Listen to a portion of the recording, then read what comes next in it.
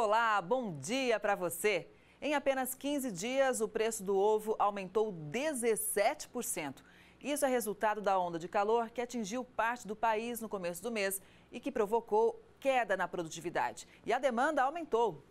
A cartela com 30 unidades, que custava R$10, está saindo por 14. O calor recorde das últimas semanas matou mais de 70 mil aves na cidade de Bastos, onde são produzidos cerca de 60% dos ovos do estado de São Paulo. O calorzão que tá fazendo, ó, só nos barracões só, tá? Mais de 3 mil galinhas morreu. Com a produção em baixa e o consumo em alta, o preço do ovo aumentou em 17%. De uns 15 dias para cá, o calor intenso que está fazendo, além de haver muitas mortes de galinha, e também teve uma queda na produção. O estresse calórico provoca uma queda na produção e é onde sim os ovos maiores, que é o tipo extra, e o jumbo, onde a gente está tendo dificuldade de encontrar, esses ovos teve uma pequena alta. No começo de março, antes da pandemia, essa distribuidora vendia cerca de 330 mil ovos. A procura aumentou demais e hoje saem quase 500 mil de ovos. Gente que substituiu a carne bovina, o frango e até mesmo o peixe. Tanto no preço quanto no consumo. Não é de hoje que a dona de casa substituiu a carne pelo ovo. A gente frita, faz omelete, faz bolo. O mesmo calor que matou as galinhas provocou um atraso no plantio do milho, principal componente da ração, que vai ficar mais cara, puxando o preço do ovo para cima. Já está em alta, né? O milho, principalmente a soja, a situação do granjeiro é complicada. A gente conversa com bastante com eles lá embaixo, então eles estão tendo um prejuízo de R$20 por caixa devido ao insumo, né? Milho, embalagem, soja, as vacinas também, que a maioria é importada. Então eles estão tendo uma dificuldade enorme de encontrar o produto e de conseguir repassar esse produto para o consumidor final. Situação complicada, né? Na semana passada, o preço do tomate teve uma queda de 32% na CEAGESP. E a baixa não é só em São Paulo, não. Os valores também caíram nos entrepostos do Rio de Janeiro e Campinas, no interior paulista. O tomate fechou em queda na semana passada. De acordo com informações do HF Brasil, a caixa de 20 quilos teve uma baixa de 32%, sendo comercializada R$ 52,86 na CEAGESP. Em Campinas, São Paulo, a queda é de 21% e no Rio de Janeiro, a baixa chega a 27%. O motivo desta queda está na intensificação da colheita da segunda parte da safra de inverno em regiões de São Paulo, Rio de Janeiro e no sul de Minas. Além disso, tem outro fator que contribuiu bastante: o calor. É que as altas temperaturas aceleraram a maturação da fruta nas lavouras. Colaboradores apontam que não devem ter mudanças significativas e, por hora, o tomate não deve subir. E olha, a produção de tomate industrial tem crescido no Brasil e o estado de Goiás é um dos maiores produtores do país. E por incrível que pareça, é na seca que acontece o melhor rendimento das plantações. Quem traz as informações é o repórter Leonardo Gonçalves. A produção brasileira de tomate para a industrialização, ou tomate rasteiro, começou em Pernambuco no final do século XVIII. Porém, a cultura experimentou um grande impulso apenas a partir da década de 1950, no estado de São Paulo, viabilizando a implantação de diversas agroindústrias. Atualmente, a maior área cultivada com tomate industrial está na região centro-oeste, onde o clima seco durante os meses de março a setembro favorece o cultivo do tomateiro. Alguns fatores também colaboram para o cultivo de tomate industrial por aqui. Os solos profundos, bem drenados e a topografia plana facilitam a mecanização e permitem o uso de grandes sistemas de irrigação. Como a gente observa, a maturação do tomate industrial ela é homogênea. Geralmente os frutos estão bem vermelhos e eu vou conversar agora com o seu Eli Signor, ele que trabalha com o tomate industrial há bastante tempo e tem muita experiência aí para contar para a gente. Hoje, quais são as vantagens de trabalhar com o tomate industrial, seu Eli? Na nossa região aqui, pelo clima nosso que a gente tem, clima seco e muita luz de sol, o tomateiro tomate industrial, no caso, está sendo uma boa opção para nós produtores, né?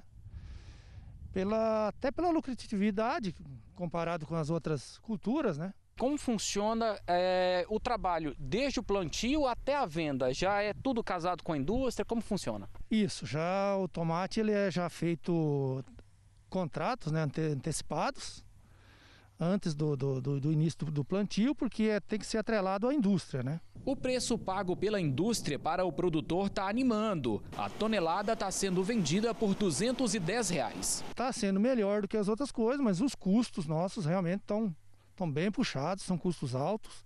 Para formar uma lavoura assim não é fácil, muito trabalho, muita dedicação, mas ainda está sendo um bom negócio, sim. O seu Eli estava me contando que esse espaçamento aqui entre os leirões de tomate, antigamente eles eram feitos manualmente, pessoas faziam isso, agora não, é uma máquina que vem e faz, porque é aqui que passa a roda do trator, da colheitadeira, do caminhão, e para não amassar os frutos, eles são colocados ao lado, amontoados aqui, porque a máquina já vem, faz a colheita deste leirão. Agora tem uma máquina, né? Tá tudo industrializado, tudo aqui na roça está sendo praticamente feito por máquinas. Praticamente tudo.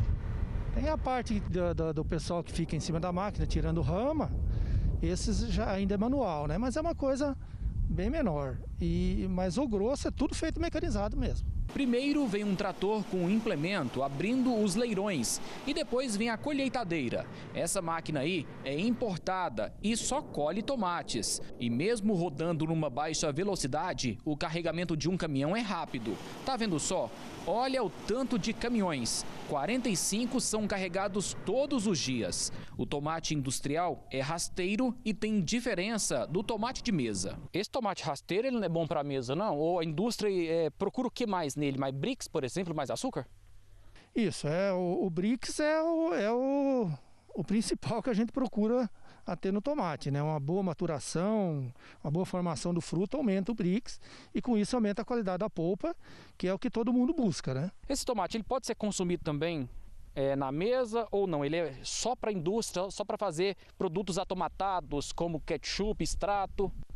Não, ele serve também para a mesa, com certeza. O que ele não, digamos assim, não vai muito para a mesa pela apresentação dele, por ser um fruto menor, um fruto, se colocar na prateleira, ele não vai encher os olhos de quem vai comprar. Mas o sabor dele é muito bom. A previsão do seu Eli é colher 130 toneladas por hectare. Então, fazendo uma conta rápida, o produtor deve colher até meados de outubro 26 mil toneladas em 200 hectares de área plantada. Pessoal, todo mundo está vendo aí, a colheita é mecanizada. A gente vê que tem alguns tomates pequenos, verdes. É separado na máquina também? Como funciona isso aí? Porque o importante para a indústria é o tomate vermelho. É esse tomate aqui, bem vermelho e bem graúdo, bem cheio. Isso. O verde, a gente tem que descartar ele não vai para a indústria.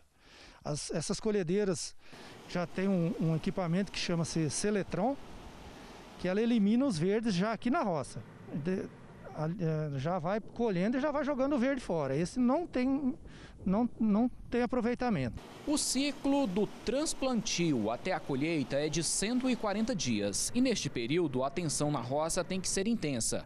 Isso é para o tomate sair bonito e saudável. O tomate rasteiro tem um diferencial, é mais resistente. Ou seja, fica maduro por mais tempo. As indústrias sempre estão em busca de cultivares mais resistentes e com menor ciclo. Por isso, investem tanto em pesquisa e experimentos. O objetivo é buscar a competitividade, reduzindo custos de produção e elevando os índices de produtividade e qualidade. A colheita da cebola já começa em novembro em Goiás e os produtores estão contando com uma boa temporada. Em Santa Catarina, o panorama é outro, porque o estado sofreu com alguns problemas climáticos no começo do mês. O início da colheita da safra 2020-2021 de cebola em Ituporanga, Goiás, está previsto para o mês que vem. De acordo com informações do HF Brasil, as condições foram favoráveis à produção e a expectativa até o momento é de uma boa temporada. Contudo, algumas áreas atingidas por granizo no início de outubro, principalmente no município de Aurora, em Santa Catarina, devem afetar a produtividade e a qualidade, visto que a cebola estava em período de bulbificação. Apesar disso, os impactos à produção não devem ser tão expressivos sobre o volume total do estado de Santa Catarina. E o aumento de área dessa safra deve amenizar o cenário. Mas ainda há uma preocupação com o abastecimento de água na região catarinense. A falta de chuva neste mês tem certo impacto sobre as primeiras cebolas colhidas, que ainda estão precoces. E caso o clima permaneça seco, o desenvolvimento dessas áreas podem ser comprometidos. O consumidor já notou que os preços da carne bovina têm aumentado bastante nos últimos meses. Até mesmo os cortes mais simples sofreram reajuste e a tendência é de mais alta nos próximos meses. Está difícil levar para casa a carne que é preferência da família. E não foram apenas as carnes nobres que ficaram mais caras. Cortes populares, como a costela, tiveram reajuste de 15%.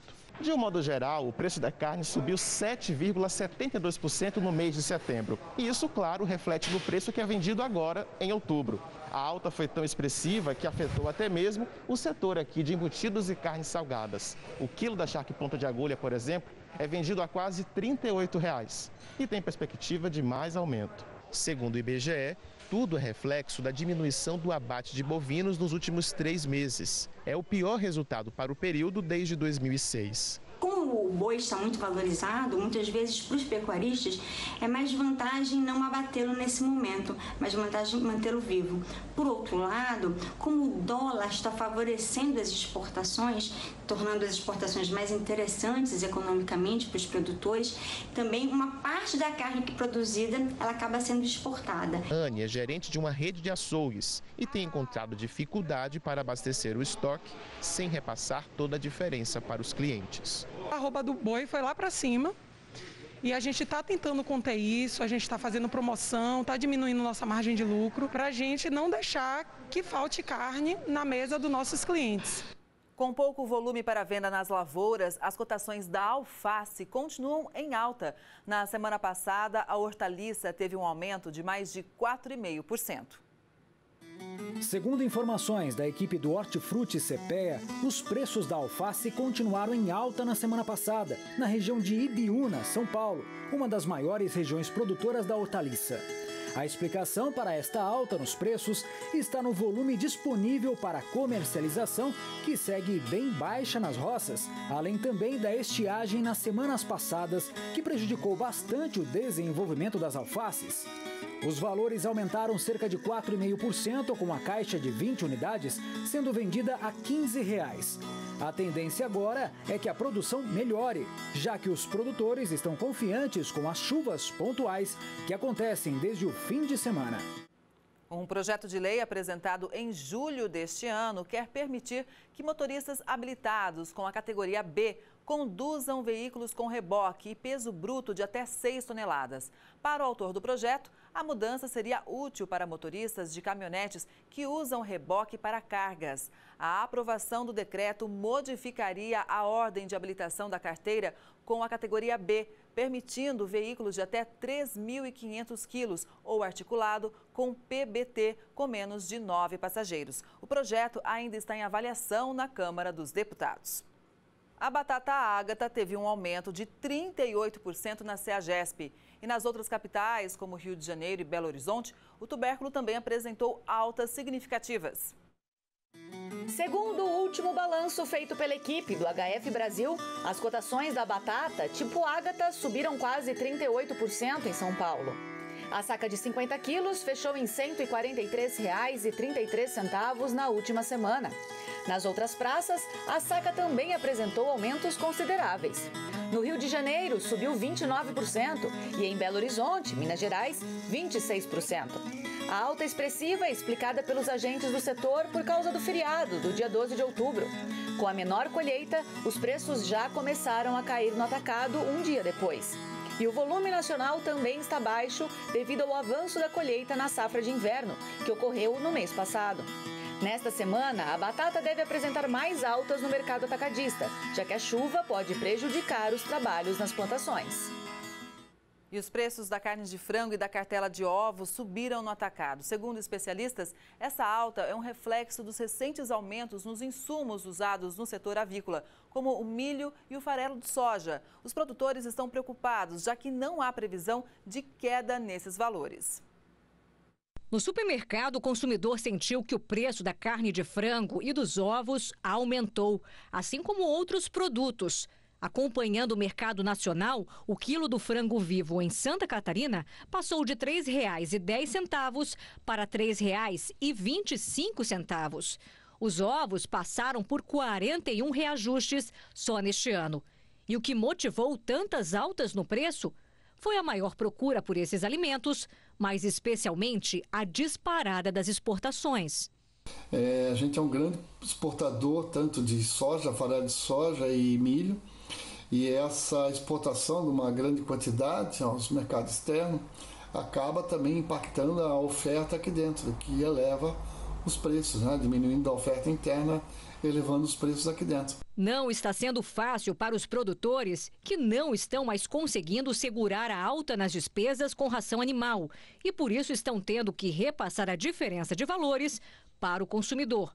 Nesta empresa que fica na zona rural de Itajaí, a produção é de 200 mil aves por semana. E para alimentar as galinhas, a própria indústria produz a ração, misturando vários ingredientes, desde vitaminas até grãos como o milho, que é uma fonte de energia, e o farelo de soja. A produção de ração chega a 90 toneladas por semana. Neste momento, são 24 mil aves que estão sendo levadas para 2 regiões de Santa Catarina. Mas esse mesmo produtor de Itajaí também distribui para o Rio Grande do Sul. Parece fácil, mas o produtor já tem um alto custo com a produção. Só com os pintos é preciso uma grande estrutura, com estufas que simulam exatamente como é o processo que a galinha faz para chocar os ovos. Os movimentos feitos pela máquina são semelhantes ao que a ave faz com o bico para virar os ovos. E a temperatura também precisa ser a ideal. Aliado a esses investimentos e a mão de obra, o que mais encarece é o valor gasto com a ração. O nosso custo chega a quase 40% só com a ração. Isto é, milho e soja principalmente. Agora, o produtor de frango, o engordador, o produto final, ele chega a 70% o custo com essas matérias-primas. A nossa preocupação é que daqui a pouco o consumidor não vai poder absorver esse produto lá no supermercado. O consumidor vai encontrar dificuldades na aquisição desses produtos. A saca do arroz continua com os preços na casa dos R$100 e a produtividade do grão segue baixa no Rio Grande do Sul, principal região produtora do país. É que os agricultores ainda estão trabalhando no semeio da próxima safra. A produtividade do grão de arroz continua baixa no Rio Grande do Sul. Pesquisadores do CPEA indicam que indústrias insatisfeitas com o fraco desempenho nas vendas de arroz beneficiado aos mercados atacadistas e varejistas estão mais cautelosos para novas aquisições. Muitos estão reduzindo suas ofertas, mesmo que seja para manter o arroz em estoque nos armazéns. Agricultores, por sua vez, estão focados nas atividades de semeio, que foram favorecidas pela baixa incidência de chuvas. Portanto, nos últimos dias, o indicador do arroz Exalc Rio Grande do Sul recuou apenas 0,65%, com a saca de 50 quilos sendo negociada a R$ 105,65. A gente já falou por aqui sobre a importância de manter uma variedade de culturas em uma mesma produção, Principalmente quando se trata de agricultura familiar. O seu Ademir, por exemplo, planta mandioca, abóbora, limão e agora tem investido na criação de gado e tem dado resultados bem positivos. Tanto que o agricultor já pensa até em expandir ainda mais a pequena produção. Quem não gosta de tomar um caldo de cana moído na hora? E uma pururuca bem crocante, neste caso um pururucão, Porque o tamanho chama atenção. Aqui na Chácara Boa Vista tem de tudo. Olha aqui, a produção nossa aqui, todo tipo, Caldo de cana, melado, quiabo, mandioca, abóbora, limão. A fartura é o carro-chefe do seu Ademir. Ele é natural de Apucarana, no Paraná, e veio para Rondônia em busca de uma vida melhor. E foi no campo que ele descobriu que a agricultura era fascinante. Rondônia é o lugar que a gente aprende a trabalhar como ganha-pão. Aqui é mais tranquilo para a pessoa, mais fácil. A pequena propriedade é fonte de renda da família há 15 anos. A agricultura ajudou o seu Ademir, juntamente com a dona Antônia, esposa do produtor, a criar os 2 filhos. Hoje, eles vivem do que produzem no sítio. Uma das fontes de renda do casal é a cana. São 5 hectares de canavial que produzem o ano inteiro. Por aqui, até o bagaço é aproveitado para alimentar o gado e para o adubo. O bagaço nós faz mais adubo. Joga na terra novamente, né? Vai jogando na terra e fazemos adubo novamente. O produtor está apostando na criação do gado, que vem crescendo a cada mês. De acordo com este técnico agrícola, o seu Ademir aproveita o ciclo completo da cana-de-açúcar, que tem diversos benefícios. O bagaço da cana, ele é excelente cobertura para o solo, na fabricação ali de cobertura morta. Ele pode estar fazendo composto, está trabalhando ele ali de forma que adubando a lavoura novamente, adubando a horta. Aqui é uma propriedade rural que ele consegue fazer um ciclo completo de produção. Depois de ser afetada por problemas climáticos, a produção de uva Niagara finalmente avançou na cidade de Pirapora, em Minas Gerais. Tanto que até os preços já demonstram uma reação positiva. Cenário que tem, claro, animado os produtores da região. A produtividade da uva Niagara na cidade mineira de Pirapora tem animado os produtores.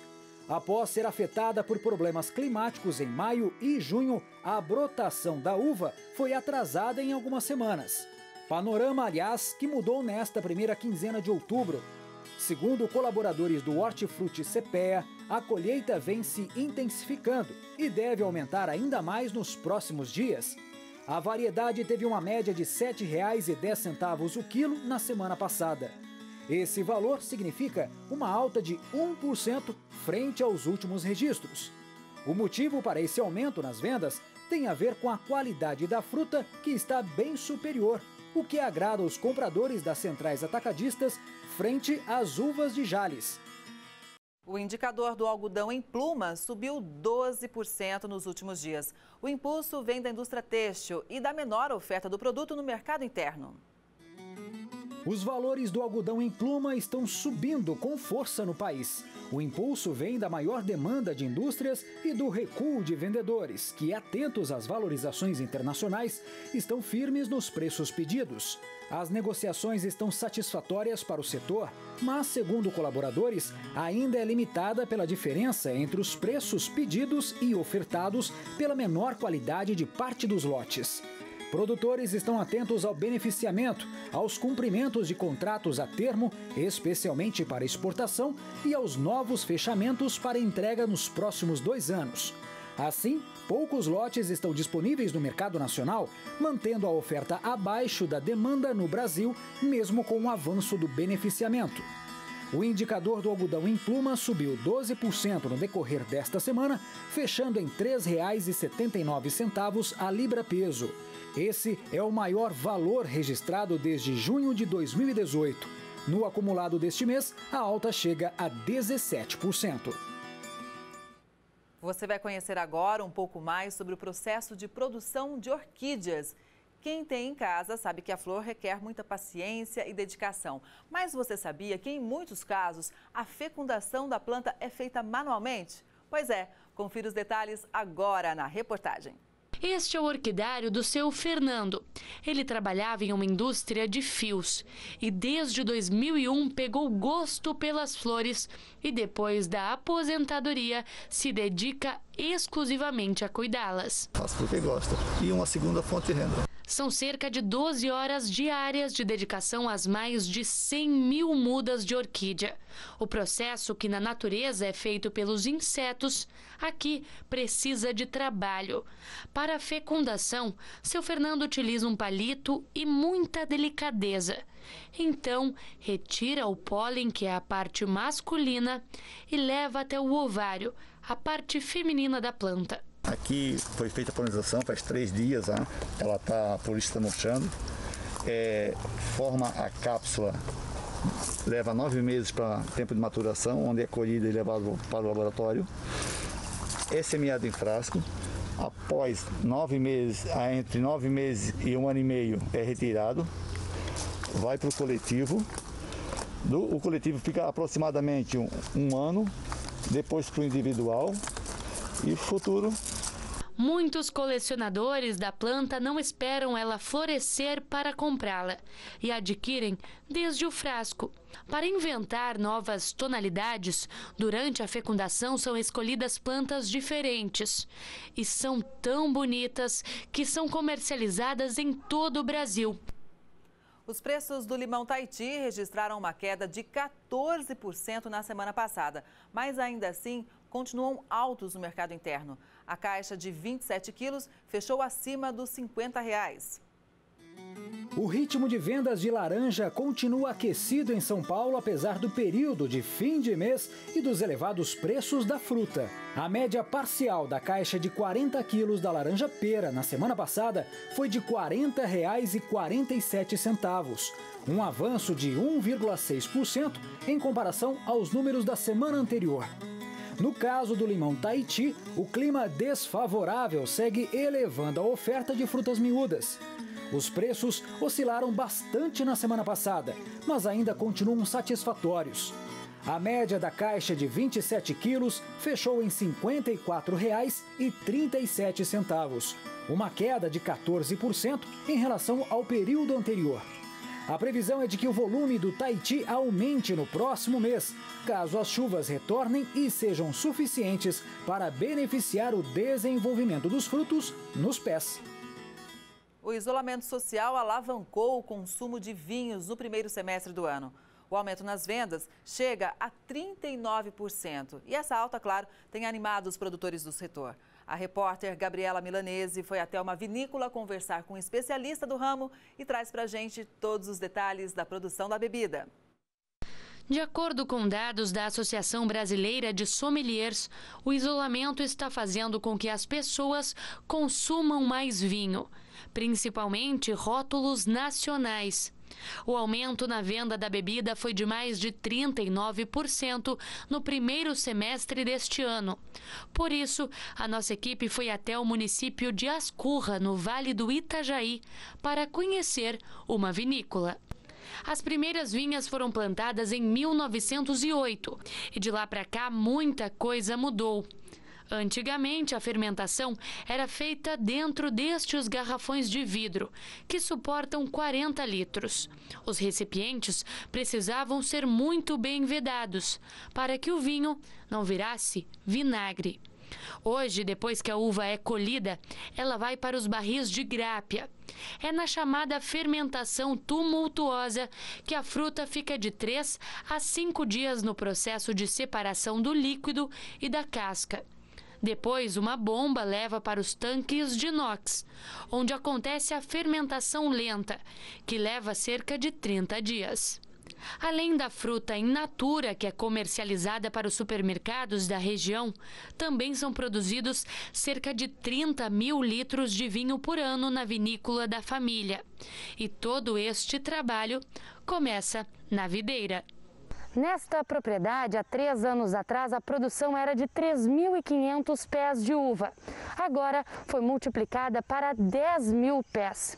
E cada fileira desta tem 400 metros de comprimento. E olha só o arame utilizado para suportar todo este parreiral dá para ir até Blumenau e voltar a Ascurra. São mais de 90 quilômetros. É de se perder de vista o verde das folhas e dos pequenos cachos que já começaram a aparecer. Um destes, em época de colheita, chega a quase meio quilo. E o primeiro segredo é cuidar do solo. Você faz toda a correção de solo certinha, compra as mudas num viveiro certificado, né, para não ter problema de doenças, né? E depois isso é em torno de 2, 3 anos para ela começar a te dar um retorno na produção. Os valores da manga voltaram a registrar altas no Vale do São Francisco. A manga Tome teve um aumento de quase 24% em comparação aos preços cobrados uma semana antes. Depois de registrar quedas, os preços da manga no Vale do São Francisco, divisa de Pernambuco com a Bahia, voltaram a subir na semana passada. De acordo com informações da equipe do Hortifruti CPEA, a manga Tommy foi a que apresentou a maior alta, quase 24% em relação à semana anterior, fechando em 81 centavos o quilo. Já a Palmer teve uma média de R$ 1,15 o quilo, 7,5% superior aos últimos registros. Segundo agentes do setor, a alta é uma surpresa, já que é bem comum as cotações da fruta caírem nesta época do ano devido ao pico da safra e à intensificação das exportações. Produtores relatam também que a demanda pela fruta aumentou consideravelmente nos últimos dias. A segunda etapa da vacinação contra a febre aftosa vai ser em novembro. Dependendo da região, se a vacinação não ocorrer dentro do prazo, o pecuarista pode ser multado. O Alexandre é veterinário e também pecuarista. Ele cria 250 bovinos nesta fazenda em Anápolis. E quando chega a época de vacinar o rebanho, o pecuarista já prepara tudo para garantir a saúde dos animais. A gente faz com a maior alegria, né? Sabendo que a gente está contribuindo para o Estado, para o município, para o Estado, para o país. Então, para a gente é uma alegria muito grande poder ajudar a controlar essa doença tão complicada para a gente, né? Em todo o estado, 10 milhões de bovinos e bubalinos de 0 a 24 meses devem receber a dose da vacina contra a febre aftosa. O pecuarista precisa vacinar o rebanho bovino e bubalino em 246 municípios goianos contra a aftosa. Já em 121 municípios aqui do nosso estado, a vacinação contra a raiva animal também é obrigatória. Renan, agora é a segunda etapa da campanha de vacinação contra a febre aftosa, ou seja, são bovinos e bubalinos de 0 a 24 meses. Qual a importância de manter o calendário vacinal do rebanho atualizado? Sem contar no aspecto sanitário de manter essa característica no nosso rebanho, a gente tem ainda a segurança. Num tempo em que as barreiras comerciais são tão fortes, eu acho que assegurar a qualidade do produto que a gente tem aqui dentro do estado de Goiás é fundamental.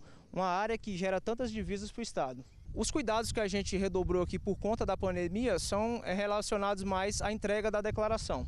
Neste ano agora, os produtores que possuem mais de 150 animais, obrigatoriamente eles têm que fazer a declaração pelo meio eletrônico no Cidago. Já a vacina contra a raiva é para animais de 0 a 12 meses. A raiva, ela existe já na natureza, quando a gente tem um trabalho muito forte sobre os morcegos, né, que a gente fala que são os vetores de raiva em muitos casos. Então a gente não consegue desenvolver um trabalho como a gente desenvolve numa condição de aftosa, que são só os bovinos, por exemplo, os bubalinos, que são acometidos por essa doença. Outras espécies também, mas principalmente essas espécies. Então a gente não consegue fazer um trabalho de erradicação dessa doença, já que ela existe na natureza. Então por isso que a gente faz um trabalho de controle. Então por estudos ao longo do ano a gente identifica que nesses municípios existe uma prevalência maior do vírus da raiva, e aí onde é que a gente tenta atuar controlando essa doença, mantendo ela em níveis baixos. Se o produtor não vacinar o rebanho, não consegue, por exemplo, nem fazer o movimentar esses animais, não consegue emitir a guia de trânsito animal, não é verdade? Correto. E isso vale tanto para o produtor que estiver, vamos dizer, comprando ou vendendo. A partir do dia 1º, quem não tiver entregado, feito a vacina e declarado, fica impossibilitado de fazer a guia como venda ou como compra. A campanha vai acontecer durante todo o mês de novembro e o pecuarista tem que entregar a declaração no máximo até o dia 7 de dezembro. Quem não imunizar o rebanho pode ser multado. R$ 7,00 por cabeça para quem não fizer a vacinação e pode ser acompanhado pelo Serviço de Defesa Oficial para a gente, em loco, verificar a realização dessa vacina. Vale lembrar que em 2020, Goiás completa 25 anos como zona livre de febre aftosa. E para continuar com esse título, todos os produtores precisam colaborar, vacinando o rebanho. As exportações de uva brasileira à Europa aumentaram em setembro. Segundo a Secretaria de Comércio Exterior, o volume cresceu 43% em relação ao mesmo período de 2019. Entenda os motivos. De acordo com informações apuradas pela equipe do Hortifruti CPEA, a demanda por uvas brasileiras está bastante aquecida na Europa. Pesquisadores acreditam que tem 2 motivos para essa alta: a falta de frutas de caroço e a busca por uma alimentação mais saudável, cenário observado desde o início da pandemia de Covid-19. Segundo a Secretaria de Comércio Exterior, os embarques de setembro tiveram uma alta de 52% em arrecadação e de 43% em volume, frente ao mesmo período do ano passado. A boa demanda e a taxa de câmbio têm levado viticultores a priorizar os envios externos em vez de negociar a fruta aqui no país. Portanto, há uma oferta reduzida de uvas finas no mercado interno. Agentes do setor acreditam que essa boa fase de exportações continua até janeiro do ano que vem, visto que o Chile tem enfrentado problemas devido à falta de chuva nas plantações. Você já ouviu falar de um torneio de gado leiteiro? Pois é, ele existe e faz sucesso há mais de 10 anos na cidade de Piracanjuba, no estado de Goiás. E quem foi acompanhar de perto a edição deste ano foi a repórter Revana Oliveira. São 4 dias de competição. 6 animais disputam o título de maior produção de leite. O número de participantes esse ano foi reduzido por causa da pandemia. A primeira ordenha aconteceu na tarde de quinta-feira. São 10 ordenhas, descarta a maior, que tem um maior volume de leite. São a somatória de 9 ordenhas. E a vaca que produz mais leite é que leva o primeiro prêmio. Nós vamos pagar do primeiro ao 5º lugar. O leite é retirado e pesado. O resultado vai para um software para a contabilização final. Vai ter o nome das vacas, a cidade de qual ela veio, fazenda, o proprietário que está presente, o responsável e todas as pesagens que a gente efetuou durante o torneio. Entre as vacas, Dalila, de 11 anos, chama a atenção. O tamanho do úbere projeta uma expectativa de mais de 30 quilos de leite em cada uma das 3 ordenhas diárias do torneio. A gente está com o objetivo é se ela bata o recorde goiano, que é 107 quilos. Não é fácil, você conseguir uma marca dessa não é fácil, não é qualquer vaca que produz. Comidinha na boca, vento fresco, carinho na hora da ordenha para o leite descer. São algumas das regalias em troca da boa produção. Às vezes você chega com a comida para o animal, ele não quer aquilo, você tem que procurar o que o animal quer, porque o que faz a vaca produzir leite é a alimentação. O Edson, na verdade, é amigo do dono da Dalila. A vaca dele é a Lamparina, que participa pela primeira vez da competição. Além de todos os cuidados que as vacas recebem, os bezerros também acompanham elas durante todo o torneio. Isso é justamente para evitar que elas fiquem estressadas. E a gente pode observar, olha só o carinho dela com a cria. O dono da vaca vencedora não só leva o prêmio de R$22 mil, mas abre caminho para um mercado em genética. As vacas aqui são vacas de genética muito alta, vamos dizer assim. Então todas as vacas aqui são vacas que eles dão sequência nela. Elas são colhidas delas os oócitos e vendem os embriões delas.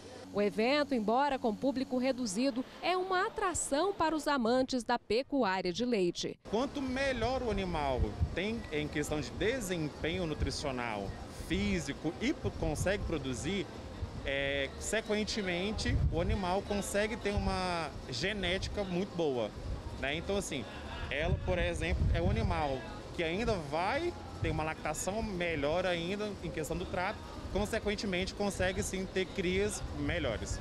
Bom, depois da ordenha é hora de descansar e esse descanso é feito da seguinte maneira. Olha, a vaca fica deitada numa cama de palha de arroz, com alimentação sempre disponível e, claro, a temperatura é muito importante. Por isso tem sempre um climatizador sempre em frente a esses animais. O detalhe é que todas as vacas chegam no local da competição cerca de 4 dias antes. Isso para reconhecer o território. Em locais onde elas não conhecem a rotina, a produção de leite é bem menor. É claro, tem o banho, muitos por dia, mas a vaca não pode sair para nenhuma atividade se ela estiver ruminando. Ela precisa concluir todo o processo para a completa absorção dos nutrientes do alimento. A América está pronta para se refrescar, no mínimo 12 banhos de mangueira por dia. E também à noite, os cuidadores se revezam. Os cuidados é diurno, dia e noite, não tem assim um limite de banho. Você viu que o animal está meio ofegante, é banho. No mínimo uns 12, 13 banhos por dia. E isso à noite também.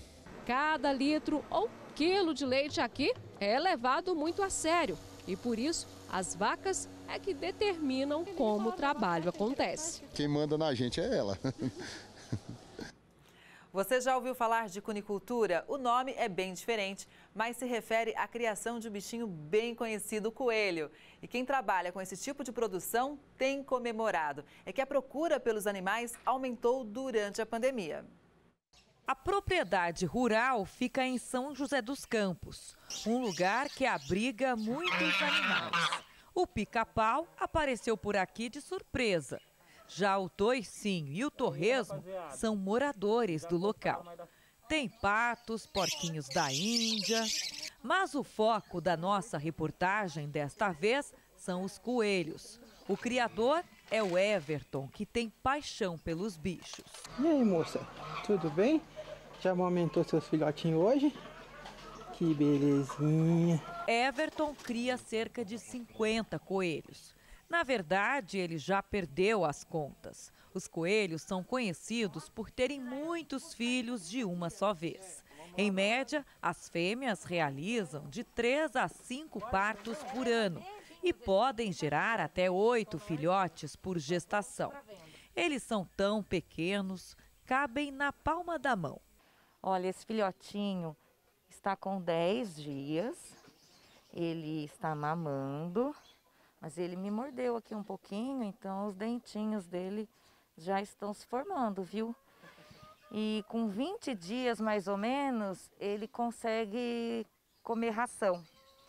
Mas só quando ele estiver com 30 dias, que daí ele pode comer somente ração e aí ele pode sair de perto da mãe. Olha que gracinha, gente.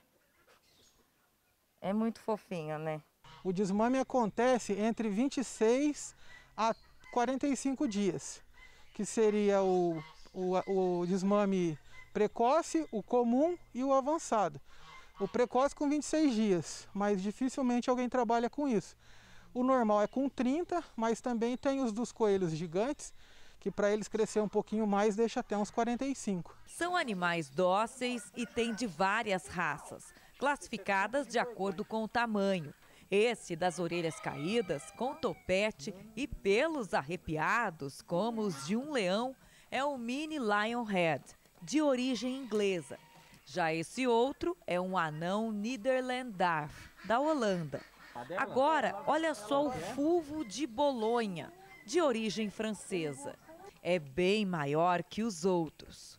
O coelho chinchila, também da França, é ainda maior, pesa 5 quilos.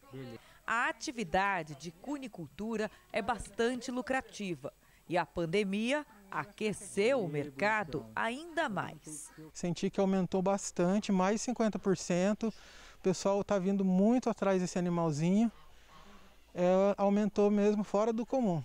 Eu atendo o mercado pet como objetivo principal. Lojas, aí atendo particular. É simples e fácil de cuidar. Os bichinhos gostam de ração e de alguns mimos. É um animal herbívoro, muito tranquilo de se lidar com ele, né? Basta água e ração e depois você pode dar alguns mimos, como cenoura, alguma verdura. Não pode ser alface, mas outras verduras, como couve, a folha do brócolis. Por que não pode ser alface? Porque o alface gera um descontrole intestinal no animal e isso não é bom para ele. O Record News Rural de hoje vai ficando por aqui. Muito obrigada pela sua companhia e audiência. Até a próxima. Tchau.